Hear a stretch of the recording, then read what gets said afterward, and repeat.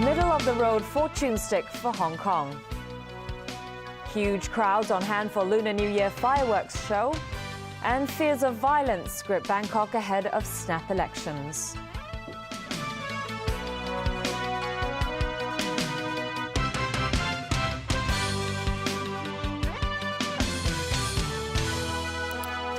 Good evening. It's a fortune stick that says the people of Hong Kong should not do bad things to harm the city. On the second day of the Year of the Horse, Hung Yee Kuk chairman Lau Wong Fat picked a stick that's considered middle of the road. Rachel Leung has more. What's in store for Hong Kong in the Year of the Horse? Every year, that's what the head of the rural body, Hung Yee Kuk, tries to find out on the second day of the Lunar New Year. Kuk chairman Lau Wong Fat today picked a fortune stick for Hong Kong at Chek Kung Temple.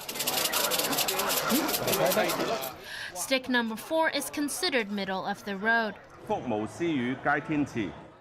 According to the fortune stick reading, the people and the government of Hong Kong will have to work together to do what's right and good for the city. And people must be confident to avoid anything negative happening to Hong Kong. Lau said whether anything good or bad happens depends on the individual. He added that people must not do things that would bring them trouble. When asked if that refers to the proposed Occupy Central movement, Lau said that's not stated in the fortune stick. Large crowds were on hand at the temple for much of the day to make their wishes. And what did people wish for? Maybe for good luck for my new year or healthy new year for my family. Yeah. I've asked for my school and my learning. My brother's the Year of the Horse and I'm the Year of the Snakes. So my bad luck is finished. He's still starting. The atmosphere here at the temple has been made even more lively with thunderous drum rolls throughout the day, as beating this drum is said to bring in good luck for the rest of the year. Special arrangements will be in place for those looking for good fortune. The temple was closed at 6 p.m. for a few hours before reopening to the public all night tonight. Rachel Leung, TVB News. Tonight, huge crowds are on both sides of Victoria Harbour for another Lunar New Year tradition. A spectacular fireworks display will begin in less than half an hour. Vicky Kung is standing by in Tsim Sha Tsui to tell us more. Vicky, what's it like out there right now? Hi, Diane. Everyone here is anticipating the moment when the clock strikes 8 p.m. And organizers will light up at least 6 tons of fireworks to create a display that's 1 kilometer long and 300 meters high. The 4 barges responsible for burning the firecrackers are now ready in the harbor, ready for some screams and wows. In celebration of the Year of the Horse, Hong Kong will host a pyrotechnics display at 8 tonight. Some revelers arrived in Tsim Sha Tsui hours before the show starts to try to secure the best seat in the house. From Indonesia, I want to see the fireworks. Very relaxed Chinese New Year. It's on my to-do list of life goals is to see the Hong Kong fireworks at the harbor. So I'm fulfilling a life dream today. We are from France. Some people say that it's amazing, so we want to see it too, and so we came. For the first time, the show will open with a montage of lipstick marks to smooch the city skyline. Also special this year, fireworks patterns related to the Year of the Horse. Horseshoe-shaped sparklers will light up the city at the end of the spectacle, accompanied by William Tell Overture and the lucky word, win. The whole performance will last for 23 minutes. Police have implemented special crowd control and traffic measures. The area near the Hong Kong Bypass, Salisbury Road, Nathan Road and Canton Road has been closed off since 6 p.m. Some bus services have also been suspended. And some streets in Tsim Sha Tsui will be sealed off to facilitate the dispersion of crowds after the fireworks display. Across the harbour, there are road closures in Wan Chai too. The Marine Department has also reminded the public to pay attention to safety if they are out at sea tonight. Now, safety always comes first. People who are on vessels are advised to put on their life jackets at all times. Police are also advising people to follow their instructions when entering and leaving the viewing spots by the harbour. And as the show is about to begin, I'm going to secure my viewing spot as well. I here wish you, all of you, a fruitful ride in the Year of the Horse. Back to you in the studio. Thanks, Vicky. That was Vicky Kung reporting live from Tsim Sha Tsui. To other news now. The Tourism Board wants to attract more non-Chinese visitors to Hong Kong. Their focus is on travellers from the emerging economies, such as India and Russia. Evelina Leung reports. Svetlana is from Moscow. This is her first visit to Hong Kong. And I was amazed to see so many nationalities, so many cultures present in one city, and it's also very beautiful. Also from Russia, Lyudmila had nothing but good things to say about the city. Hong Kong, very good transit city for another country, for another city. 5 days, not enough for look all points, all good place in Hong Kong. Tourist numbers from Russia reached more than 40,000 in 2009. Last year, that jumped to 220,000. Last year, each Russian tourist spent on average around $11,000 during the stay here in Hong Kong. The Hong Kong Tourism Board said its plan this year is to step up efforts to attract more non-Chinese visitors. We are very happy with the development of our new markets. By new market, we mean Russia, India, Vietnam, the 6 GCC countries, plus Netherlands. Although we have 5 new markets, but we always prioritize our investments.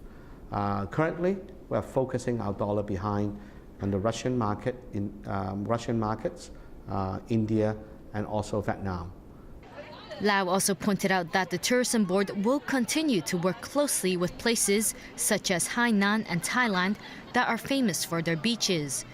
That would encourage travelers to visit Hong Kong and all those locations on the same trip for what's billed as an all-rounded vacation.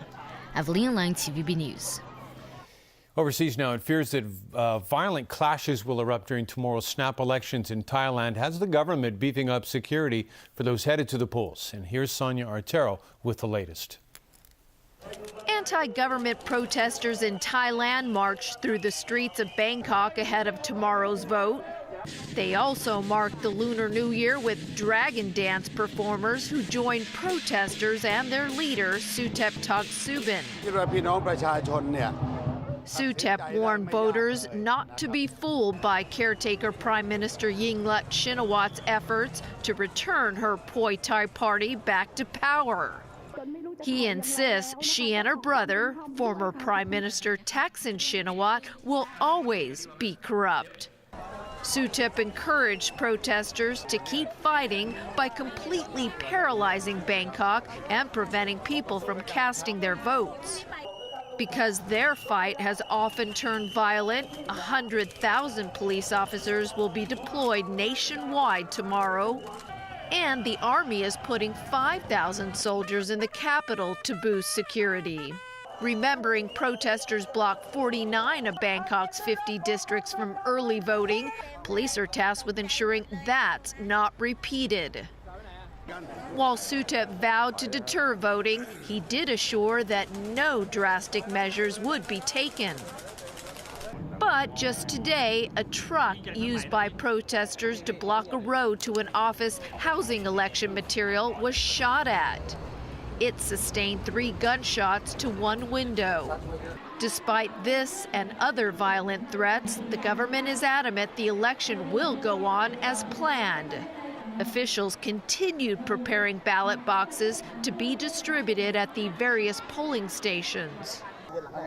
A small group of pro-government red shirt supporters also took to the streets to encourage Thais to exercise their right to vote.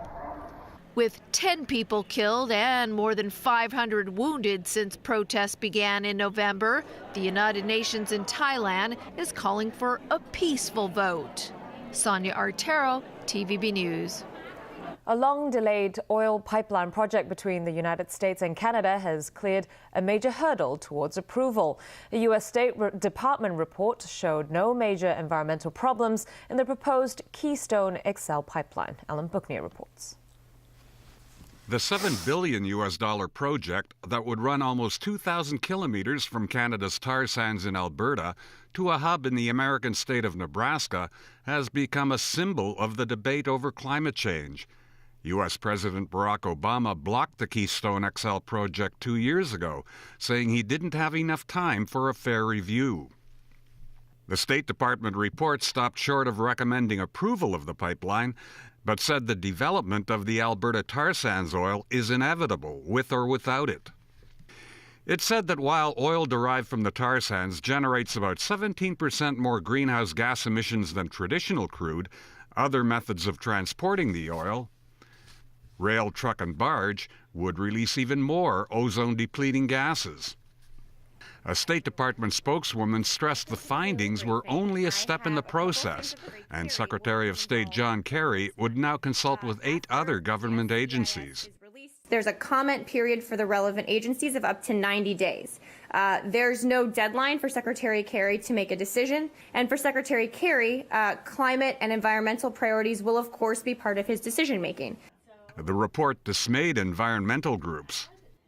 It's putting down infrastructure that will last for decades, that will help get some of the dirtiest fossil fuels to market. And we don't want to be building that in that direction. We want to be building the infrastructure of the future, which is wind, solar, and geothermal. The Keystone Pipeline is favored by most Republicans and could present pressure for Obama in the 2014 congressional elections in November. Several vulnerable Democratic senators also favor the pipeline at a time when the Democrats are struggling to maintain control of the Senate. Alan Booknear, TVB News. And when we come back, stalemate in Syrian peace talks in Geneva. Mass protests down under against the killing of sharks. And a world record by a 102-year-old cyclist.